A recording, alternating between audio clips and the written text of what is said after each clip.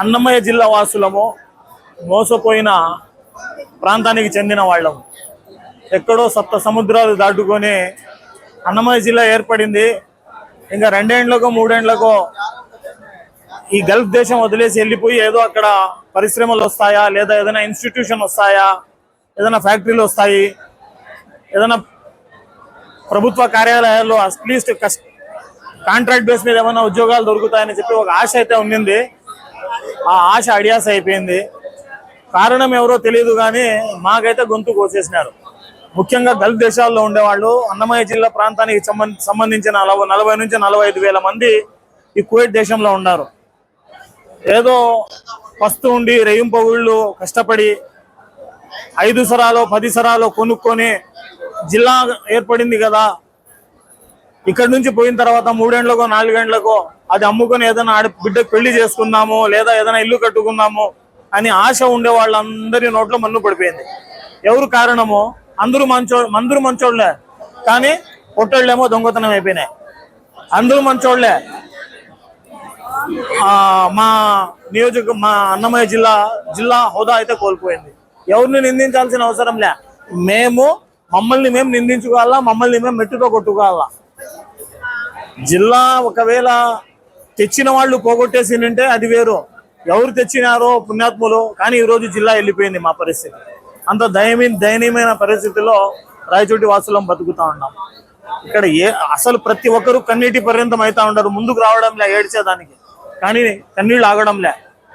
జిల్లా హోదా అనేది దాదాపు 100 సంవత్సరాల తర్వాత వచ్చిన అవకాశం ఇది. ఆ అవకాశం పోయింది. ఇంకా మా పరిస్థితి ఏమి అని అసలు మేము ఆదాళ్ళ పాతాళానికి తొక్కిబడినాము. ఇప్పుడు మా పరిస్థితి ఏంది? దయచేసి దీనికి ఎవరు బాధ్యత తీసుకుంటారో, ఎవరు ఈ నష్టాన్ని పూరుస్తారో, ఏదో నిధులు ఇస్తాము ఇది ఇస్తాము అంటా ఉన్నారు. అది ఎప్పుడు జరుగుతుందో తెలియని పని, కానీ నష్టం అయితే జరిగిపోయింది. దయచేసి ఇప్పటికైనా రాజకీయ నాయకులు, రాయచోట్లో ఉండే పెద్ద మనుషులందరూ కలిసి దీనికోసం మళ్ళా జిల్లాను మేము సాధించగలమా అనే దాని మీద ఆలోచించాలని చెప్పి నేను కోరుకుంటున్నాను. ఒక గల్ఫ్ దేశంలో కడుపాత్రం కోసం వచ్చిన ఒక ఎన్ఆర్ఐగా చేతులు జోడించి అర్థిస్తున్నాను. ఎవరి మీద మాకు నింద అయితే లేదు, కానీ అందరి మీద బాధ అయితే ఉంది. అందరినీ ఈరోజు ప్రతి ఒక్కటి గుర్తు పెట్టుకుంటాము. ఇది సామాన్యంగా వదిలేదిలే. మాకు అవకాశం వచ్చినప్పుడు రాయచోటి నియోజకవర్గానికి అప్పుడు చూపిస్తాం.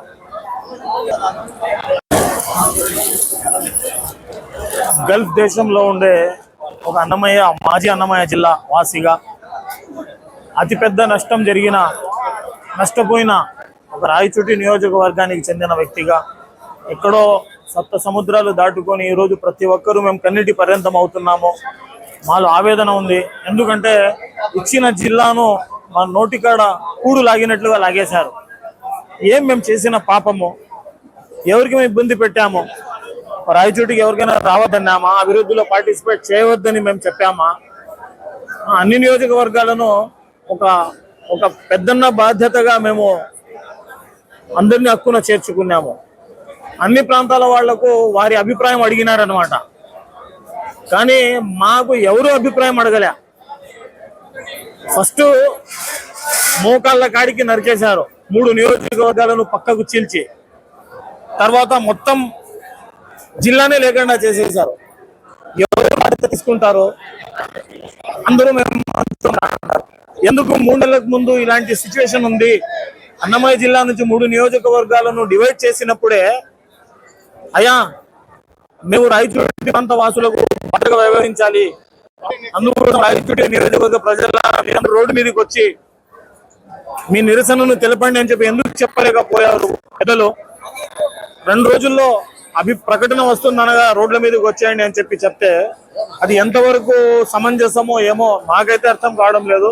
ఇక్కడి నుంచి రాయచోటి నియోజకవర్గానికి చెందిన 45 వేల మంది ఒకటే అడుగుతున్నారు, ఎందుకు ఇంత పెద్ద నష్టం జరిగింది? దీనికి ఎవరు కారకులు? ఓటు వేసిన ప్రజల, లేదా ఓటు వేయించుకున్న పాలకుల అనేది ఈరోజు రాయచోటి ప్రజలకు సమాధానం చెప్పాల్సిన అవసరం ఉంది. ఎందుకంటే మా భవిష్యత్తు, మా బిడ్డల భవిష్యత్తు బాగుంటుందని చెప్పి మేము ఓట్లు వేసి ఆశతో గెలిపించుకున్నాము. మా నోటికాడ కూడు తీసేస్తారు, లేదా మాకు జిల్లా తీసేసి మా గొంతు కోసేస్తారని చెప్పి ఎవరు కూడా అనుకోలే. ఇలాంటి పరిణామము వచ్చినప్పుడు నిజంగా మేమంతా కన్నీటి పర్యంతం ఏడుస్తా ఉన్నాము. మాకు ఆదుకోండి, దీనికి ఎవరు కారకులో తెలియదు, మాకైతే మోసం జరిగింది. ఈ మోసాన్ని మేము ఇప్పుడు 20-30 ఏళ్లకు వెనక్కి వెళ్ళిపోయామా అని చెప్పి బాధ కలుగుతా ఉంది.